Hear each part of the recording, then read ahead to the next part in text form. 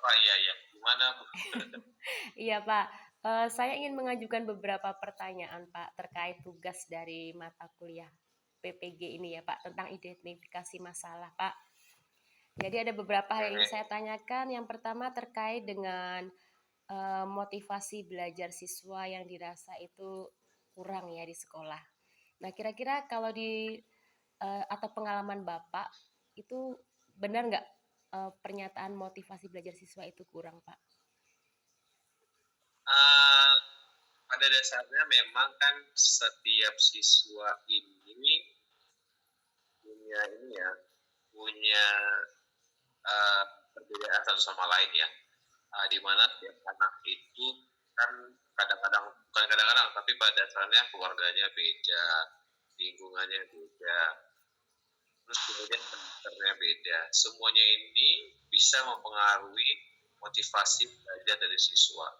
Belum lagi ditambah dengan keadaan di sekolah yang kadang-kadang itu tidak memfasilitasi kebutuhan mereka gitu. Jadi apalagi anak-anak yang memang mereka itu dunianya masih bermain contohnya, tapi mereka ketemu sama guru yang sifatnya misalnya monoton gitu ya, Iya, mereka itu dihadapkan dengan guru yang terlalu serius, itu sebenarnya tanpa kita sadari bisa membuat motivasi mereka juga belajar. Jadi kadang-kadang iya. tuh nggak cuma hanya guru mereka nggak mendapatkan perhatian atau mungkin mereka nggak belajar, tapi lingkungan sekolah dan belajarnya pun bisa mengurangi motivasi siswa.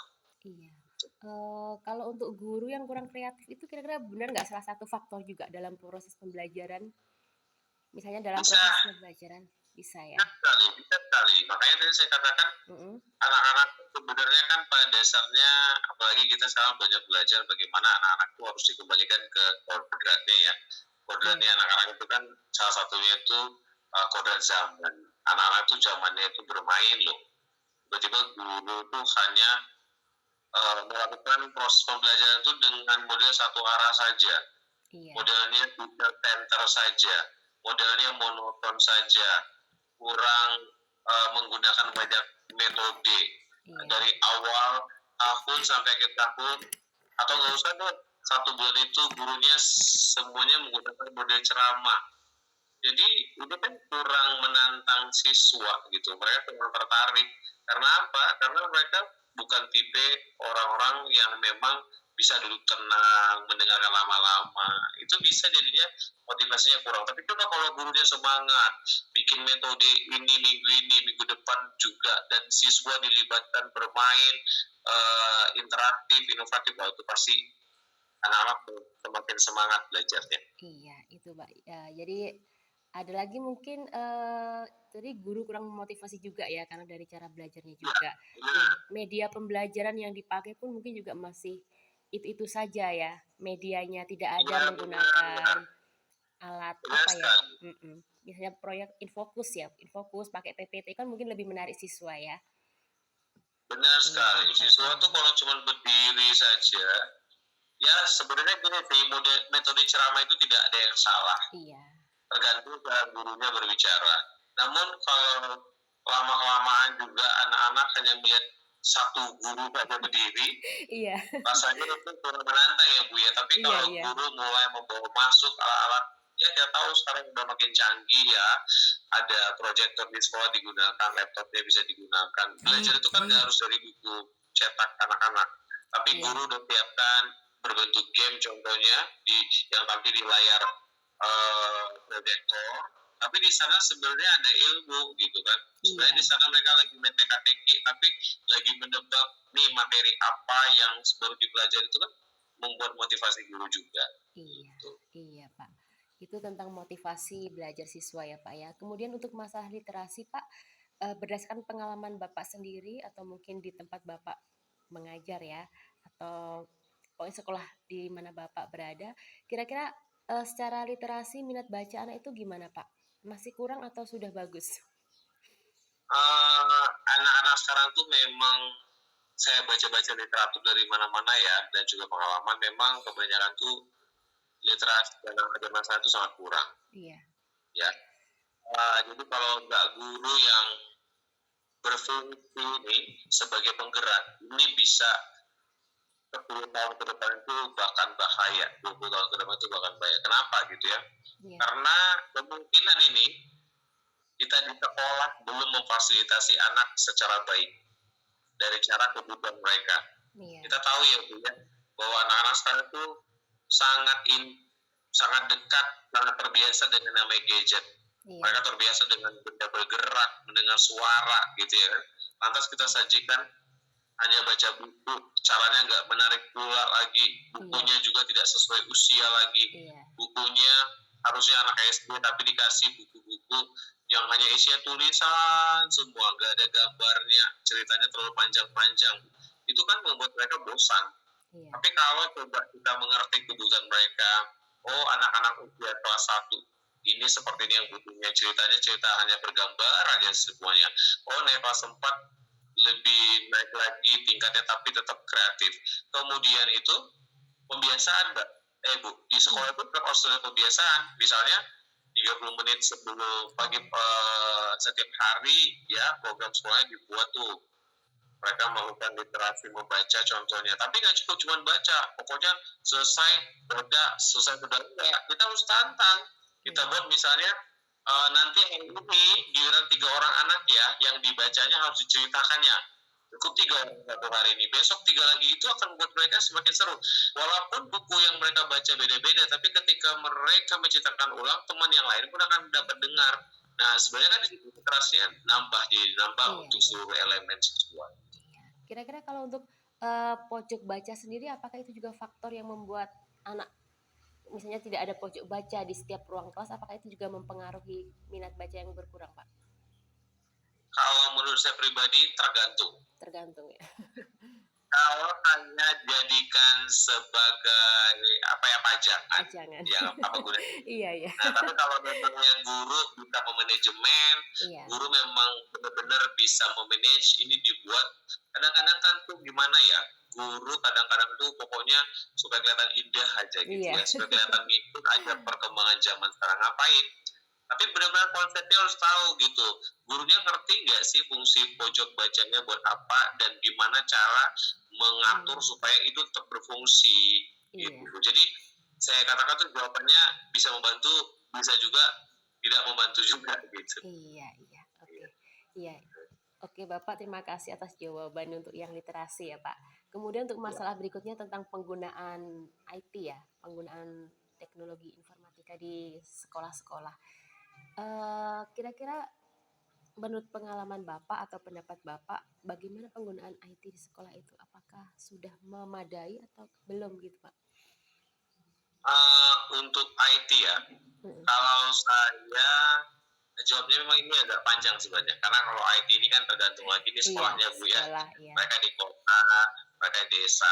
Belum lagi berbicara tentang peraturannya lengkap apa tidak. Di kota pun ada juga yang nggak lengkap Bu. Jadi di kota tinggalnya, tapi sekolah misalnya sekolah kita anggaplah sekolah pemerintah gitu ya, kan masih kurang juga gitu. Kemudian belum lagi kita berbicara tentang usia sekolah dasar, sekolah SMP, dan sekolah SMA itu biasanya anak SD masih kurang memadai. Nah, kalau saya perhatikan, sebenarnya tuh ini bisa menjadi fokus bersama sih sebenarnya, yang nggak bisa selesai dalam 1 tahun saja. Ini juga akan panjang, akan banyak pembahasannya. Tapi kalau saya lihat untuk saat ini, kalau di daerah kita lah ya, jangan kita bandingkan di Jakarta, masih belum terlalu banyak, tapi sudah ada yang bergerak, sudah mulai ada yang bergerak, tapi tidak terlalu menonjol. Ya karena tadi fasilitasnya kurang, terus kemudian gurunya nggak berani juga belajar hal baru. Iya, belajar. Karena mungkin karena faktor wujud tadi ya, faktor usia juga. Iya, betul. Iya. Malas. Mungkin kesibukan juga di luar kegiatan sekolah, mungkin karena ada kegiatan lain yang mungkin keluarga dan lain sebagainya ya Pak ya. Iya, betul. Oke Pak, kalau untuk masalah ini Pak, masalah tentang numerasi. Pengalaman di sekolah saya itu masih di kelas besar ya. Di kelas besar itu masih ada anak yang bahkan perkalian saja itu belum bisa gitu. Kira-kira em, menurut pengalaman Bapak atau pendapat Bapak, hal tersebut dikarenakan apa ya Pak ya? Kalau apakah mungkin Oke, terjadi juga di sekolah Bapak gitu? iya itu memang masalah hampir di semua tempat ya ada ya Bu ya. Oh iya. Jadi nggak cuma satu sekolah, tapi juga nggak banyak-banyak ya. Kadang-kadang tuh udah kelas 5, ada Mm-mm. kali juga nggak bisa gitu ya Iya kan. iya Nah jadi gini, jadi kalau saya pikir sih sebenarnya tuh eh, apa ya, kita memang tidak boleh menyalahkan yang di bawah. Kan iya biasanya kan suka gitu ya, guru tuh, wah dulu udah ada gini gitu ya, iya pasti dulu nggak diajarin gitu kan. iya Nah jadi secara normalnya sebenarnya misalnya secara normalnya kali-kali itu seharusnya mungkin di kelas 4 sudah tuntas, sudah harusnya tuntas. ya, Iya menghafal, iya tapi harusnya. Tapi ada beberapa anak-anak yang bahkan di kelas 5, kelas 6 itu tidak bisa. Jadi ini memang tergantung lagi Bu. Kalau saya pribadi bisa saja anak-anak itu memang ya tidak sembuh kan. Oh, kemampuan anak-anak ini dan dengan berbagai iya kemampuan ya Bu ya. iya iya Jadi bisa saja matematikanya kurang menarik sama dia sehingga ya dia hanya lewat gitu aja. Beda Bu kalau seandainya dalam satu kasus seluruhnya nggak bisa. iya iya Nah, itu baru perlu jadi pertanyaan besar. pertanyaan iya. Ya berarti mungkin satu sekolahan itu di bawahnya itu mungkin salah gitu. Tapi Mm-mm. kalau hanya 2, 3, 4, 10%, saya rasa itu masih normally aja sih, 1, 2 mungkin kembali lagi kepada ketidaksukaan tadi, Iya, karena kebiasaan. mindsetnya tadi ya, matematika Ya pelajaran benar, sulit mungkin ya. benar sekali. Nah jadi kalau kita mau paksa sebenarnya kan kalau teorinya sih gampang aja ya. Kita Iya, harus guru itu harus membuat apa ya, anak itu suka matematika, jangan terlalu pemarah, bikin game segala macam itu sih sebenarnya iya, mudah banget tuh ngasih tahu sama guru iya, gitu. Dan mungkin guru pun bisa melakukan, tapi iya, pada kenyataannya udah gurunya menyenangkan juga masih ada juga yang nggak bisa. Itu kan mm-mm, sebuah pertanyaan juga ya Bu ya. iya, Karena belum lagi di rumah kita membahas apakah orang tuanya dukung. Kadang-kadang orang tua juga nggak peduli ya, serahkan semua sama sekolah aja gitu ya. Tapi intinya untuk perbaikan ke depan, selainnya tuh kalau kita guru kelas 1 capaian pembelajarannya misalnya hanya sampai tambah-tambah sampai 10 sampai 100 tuntas, kita harus mengupayakan materi kita tercapai iya, gitu ya. Walaupun tapi tidak akan pernah 100% loh anak itu bisa berhasil, pasti ada aja yang nggak berhasil untuk ngerti gitu kan. Kelas iya, 2 iya, juga penting gurunya ngikut aja gitu dengan cara nanti kan metode dan model itu kan kembali kepada si gurunya tadi iya, iya. gitu Oke, Bapak, itu tentang eh, ya. masalah perkalian ya. Mungkin karena kalau pengalaman kelas 3 dan 4 ya, pernah anak-anak itu juga karena pengaruh COVID juga, jadi penyampaian Ya materinya kurang maksimal. Iya, kurang banyak benar iya, sekali. oke. Kemudian untuk masalah tentang soal berbasis HOTS, Pak. Oke. Saya rasa Benar sekali ya. di sekolah saya pun anak-anak itu dirasa kurang memahami ketika sudah ada soal Ya, berbasis HOTS. Nah, kira-kira menurut pendapat Bapak bagaimana? ya baik. Jadi kalau coach itu kan higher order thinking itu kan Iya, sebenarnya nggak bisa langsung ya Bu ya. iya, Semuanya perlu step gitu. Jadi perlu langkah gitu ya kan. Kita pun sebagai guru sebenarnya kan harusnya paham bahwa yang namanya taksonomi belum itu kan mulai dari C1, C1 mengingat, iya, C2, C3 sampai C5 dan C6 itu adalah HOTS itu. Kita sebenarnya pertanyaannya balik lagi, apakah kita guru sudah memfasilitasi semuanya dari mm-mm, awal? iya, Jangan-jangan kita itu biasanya hanya sampai batas C1 aja. iya, Tiba-tiba kita pengen dan semangat langsung ngajak bernalar.